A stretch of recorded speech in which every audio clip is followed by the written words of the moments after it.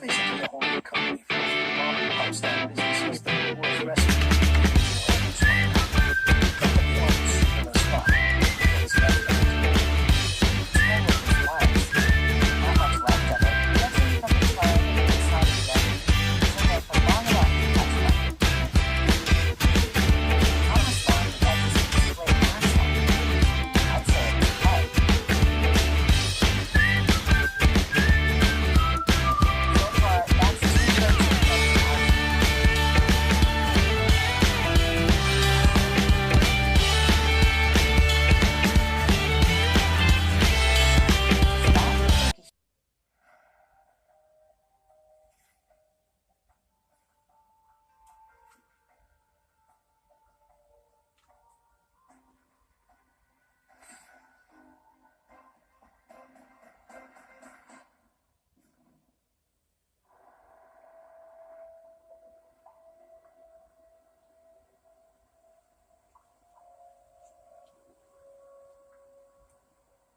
The place was called Superla Spa. It was a full-service establishment. Massage tables, salon chairs, mud baths, etc. The explosion went off a little after 3. The squad car was 2 blocks away when the place went up, so the fire department was able to respond within 4 minutes.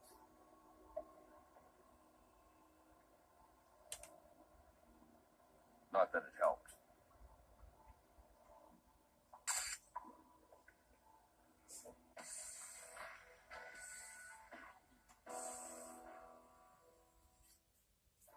The place was fully engulfed by the time they arrived. They were just lucky to keep it contained to just this building. I didn't know there was a spa down here. The building's been here since the late 70s, but it's only been a spa since 98. The gentleman in the corner there is Pete Baja. His company owns Superla Spa. I took his statement, but you'll want to follow up with him too. Have you two met yet? Not officially. I'm Sarah Seidel. The team speaks very highly of you. You want to take that interview?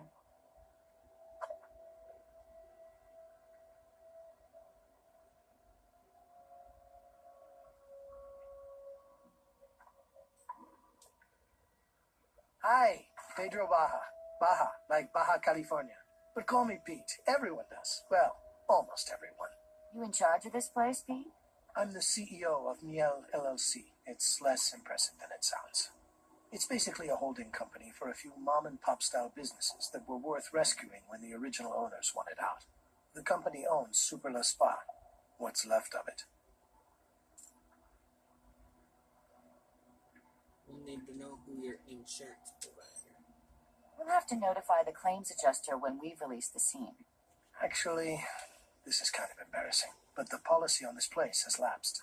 You let the fire insurance on one of your businesses expire? It's complicated. We sent them a payment, but they said they didn't get it. Then they wanted us to pay a late fee and raise our premium. I mean, we've done business with them for years, and now they decide to penalize us over a little slip-up? Talk to you I later. have some things I need to take care of. Here's my card, at least until the next board meeting. You can reach me at my office.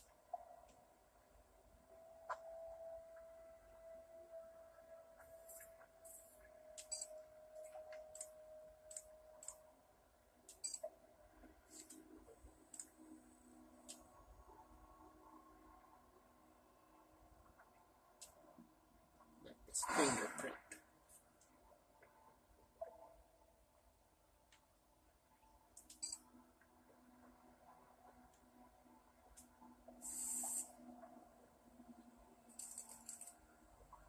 It was nice of Mr. Baja to give us his fingerprint like that.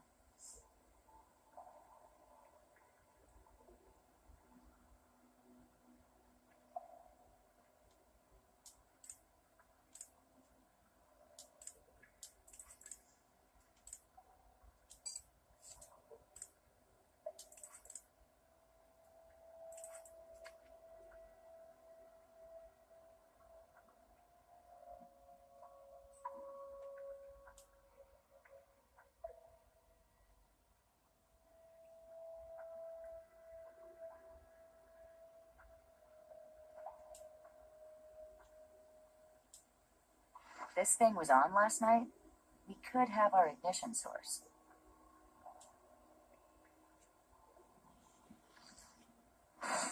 It's hard to tell what this was. Not much left of it, judging from the charring on the inside of the oven. It was in there for long enough to catch fire. It's almost like a timed fuse. That could indicate arson, but we'll need a lot more evidence to prove it.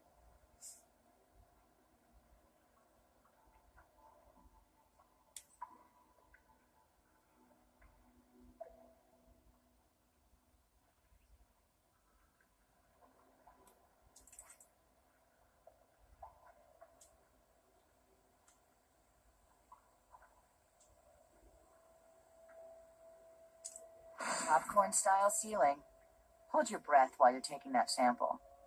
If it's as old as it looks, it's probably got asbestos in it.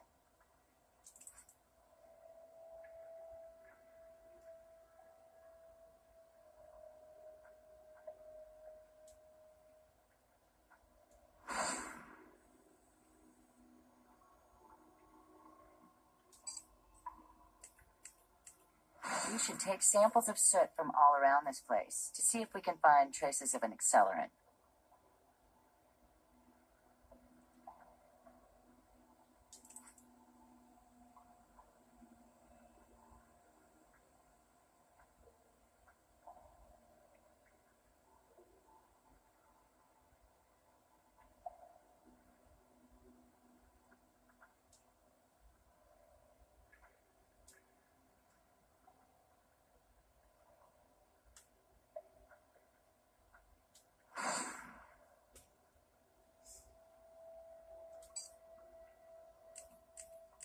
I think if we can get one more sample of soot after this one, we'll have enough.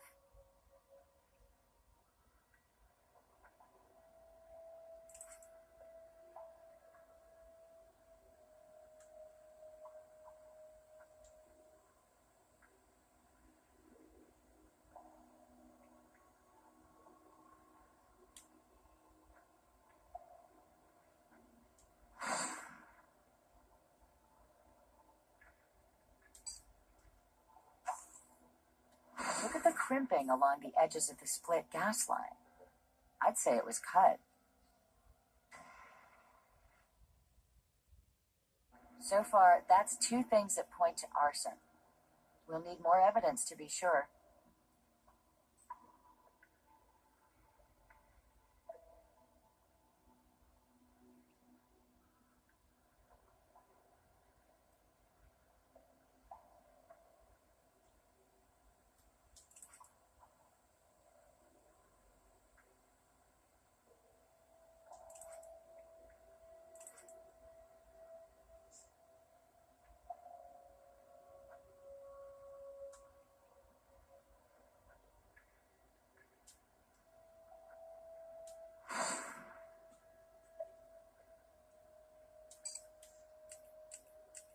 We've gathered soot from all over this place. Should be enough.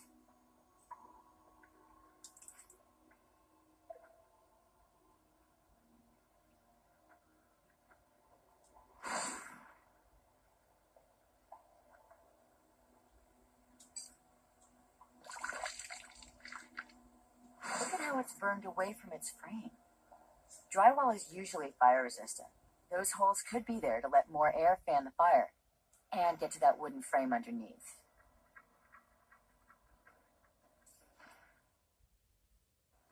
That's the third sign of possible arson we found. I'm almost convinced.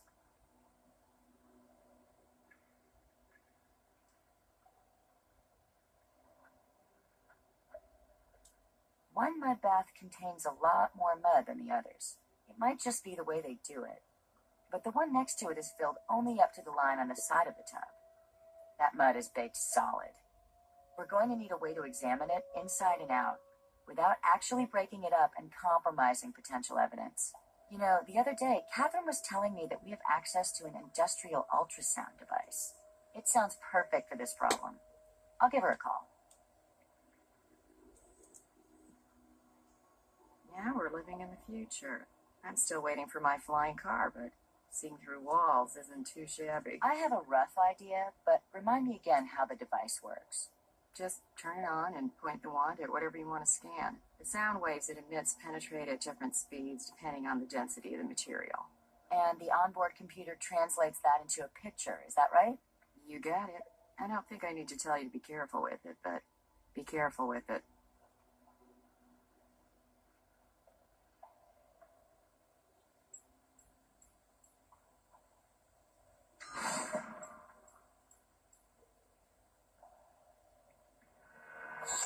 Does that look like a human body to you?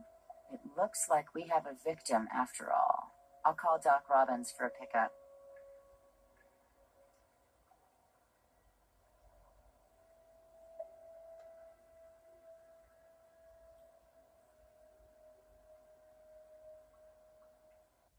Cleaning her off is just the first step. This is going to take a while. I'll give you a call when I have something for you.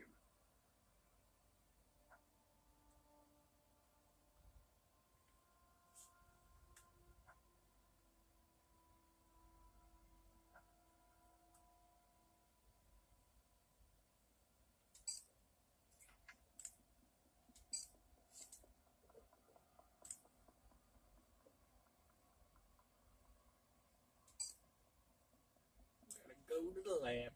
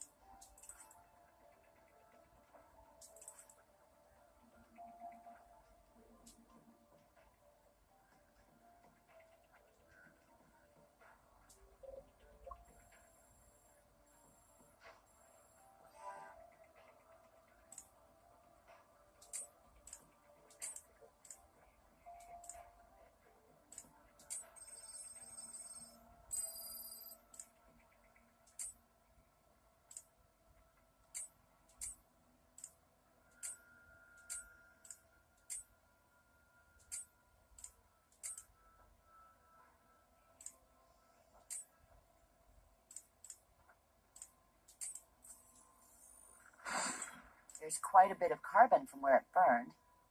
But there's also wheat flour, tapioca starch, and sodium carboxymethylcellulose. What I'm not seeing are any animal proteins.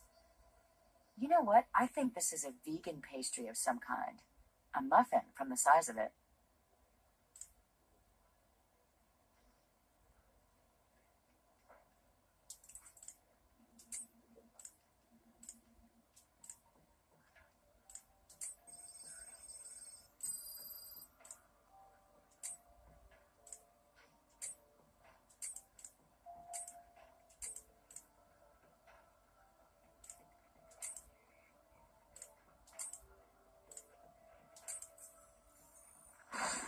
It's primarily calcium sulfate and asbestos. That explains why the ceiling didn't burn.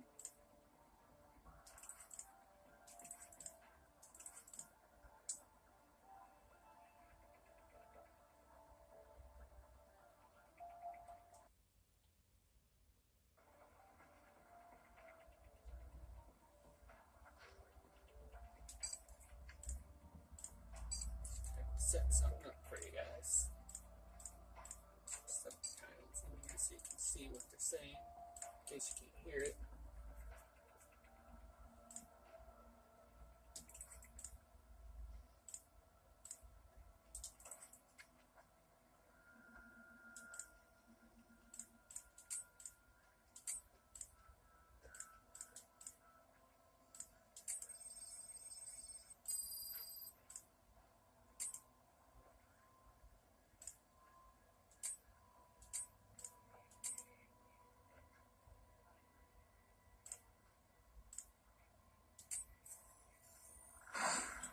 soot from the break room contains carbon, acetone, and T-butyl mercaptan. That's the odorant they use in natural gas. Acetone is sometimes used as an accelerant. We should test the rest of the soot we've collected.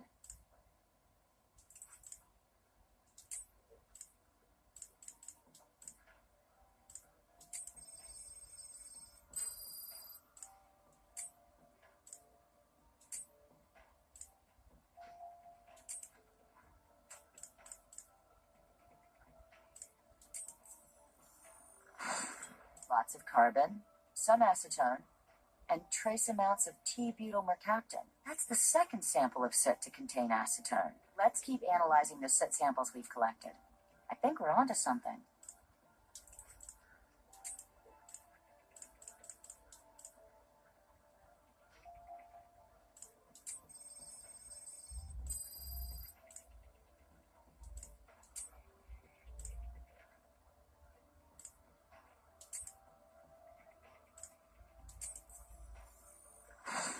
It's mostly carbon, but there are traces of volcanic minerals and acetone. The mud at the spa is made of volcanic ash. The acetone is an anomaly. We have acetone, a known accelerant, in samples of soot taken from every room in the spa. We've got a gas leak that looks to be the result of tampering. The drywall here has been ventilated to get around its natural fireproofing. And then there's this acetone residue over every inch of the place. Throw a muffin in the toaster oven at 450 degrees. Then just leave it in there without setting the timer. Sounds like a recipe for arson. Hey there, it's Dr. Robbins. Just wanted to let you know I've completed the autopsy on your burn victim.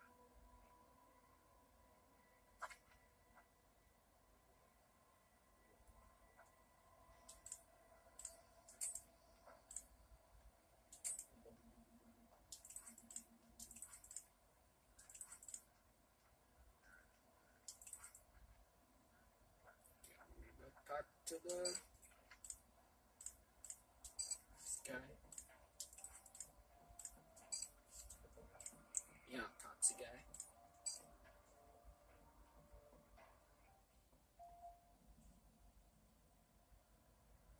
Hey, Doc, we got your call. All right, let's begin. Who is she? Well, her bikini probably left no room for imagination, nor an ID, but I did collect her fingerprints and DNA for you. What is the cause of death? Take a look at the third-degree burns on your victim's hands and face. You can probably tell that they were above the surface of the mud during the initial explosion and subsequent fire. In addition to the burns to her skin, she suffered thermal injury to her upper airway. She inhaled a substantial amount of smoke and hot gases from the fire. Carboxyhemoglobin levels in her blood exceeded 73%. Cause of death was suffocation due to carbon monoxide poisoning. In a fire that intense, carbon monoxide levels would spike rapidly. She probably fell unconscious pretty quick. Most likely, she slipped under the mud after losing consciousness. When did she die? Time of death is going to be difficult to determine, even without the fire. The initial temperature of the mud bath complicates my ability to offer an accurate estimate.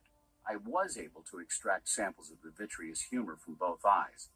Potassium accumulation in the tissue indicates time of death between 3 and 4 a.m. That's consistent with when the fire started. Any signs of foul play? Not exactly, but take a look at this bruising on her arm. Does that look like a handprint to you? Yeah, looks like someone grabbed her pretty hard. From the coloration of the bruising, I'd say it occurred at least 6 to 12 hours prior to death. I certainly find no indication she was lying in that mud over a prolonged period of time. We need to get a photo of those bruises. My camera's memory card is full. You mind documenting this one? I'll wait.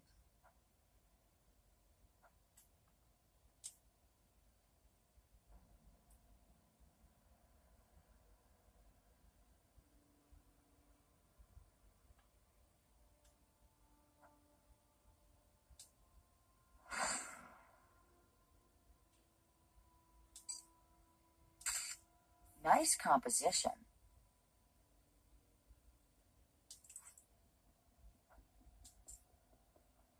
Anything else we should know about? Maybe. Your victim had advanced mesothelioma. It's a type of cancer that attacks the lining of the vital organs. It's thought to be caused most often by exposure to asbestos.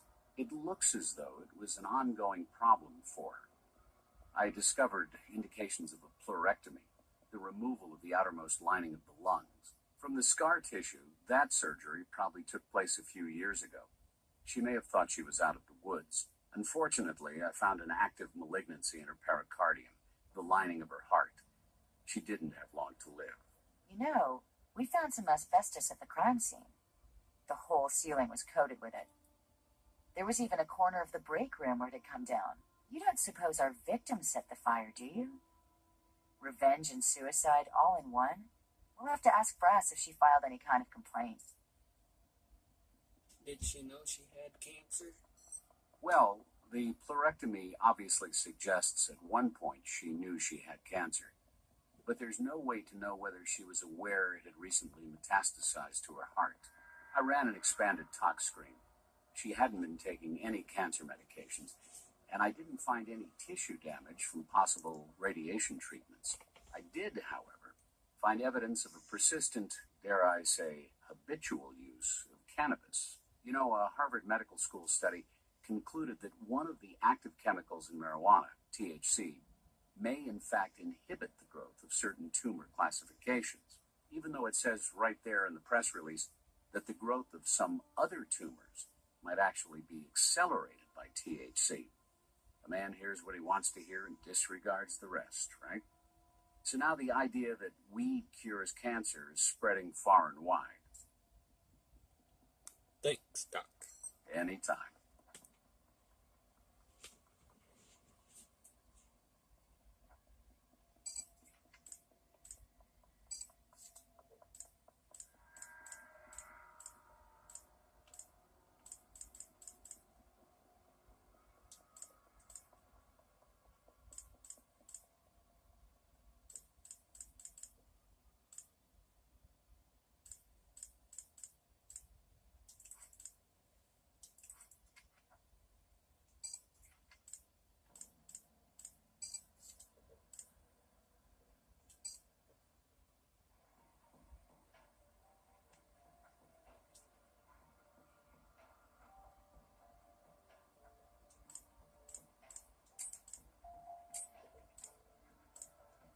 Our victim is not an aphis.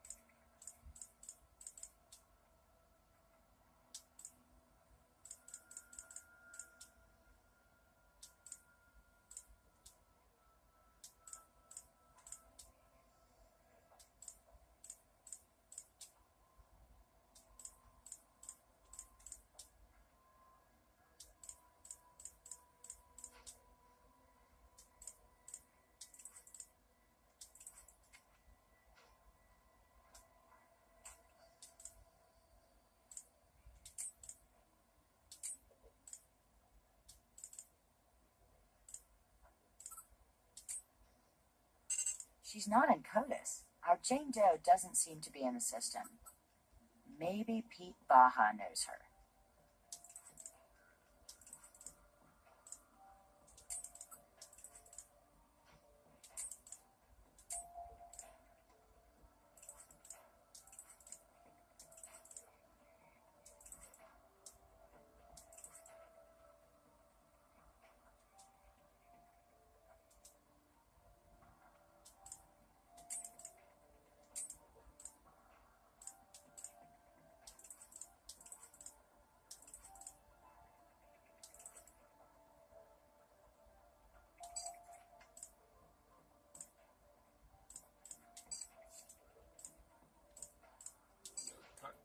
Nice guy.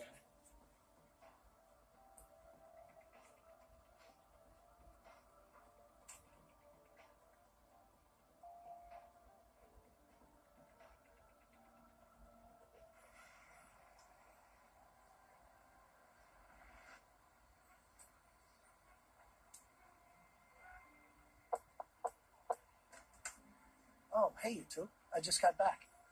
What do you need? Can you identify a body for us? We found an unidentified female victim in one of the mud baths at the spa. God, Portia. No! Who's Portia? Portia Wiseman. She's the manager at the spa. She's the only other one with a key. Just the thought that she might have been in there when it went up. I'm sorry. It's just horrible. So will you come with us? We can't be sure who she is until we get a positive identification. Of course. Let me lock up here.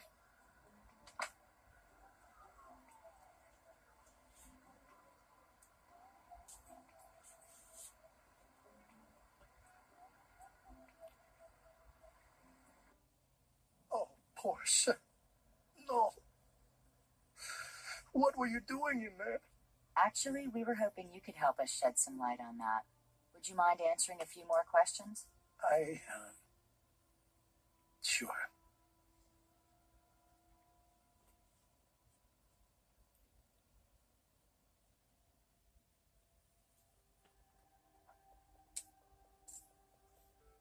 Did Portia have any reason to start the fire?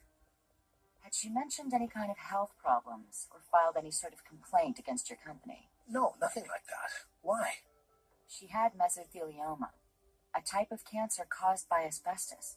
Oh, that's horrible, but what does it have to do with my company? I don't know anything about any asbestos.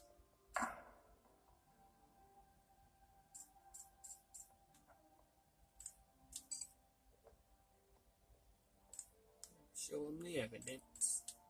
The ceiling of the spa is coated with asbestos-laced paint. Really? I guess I'll have to take your word for it. You really think Portia got cancer from working at the spa? No, she never said anything to me about it.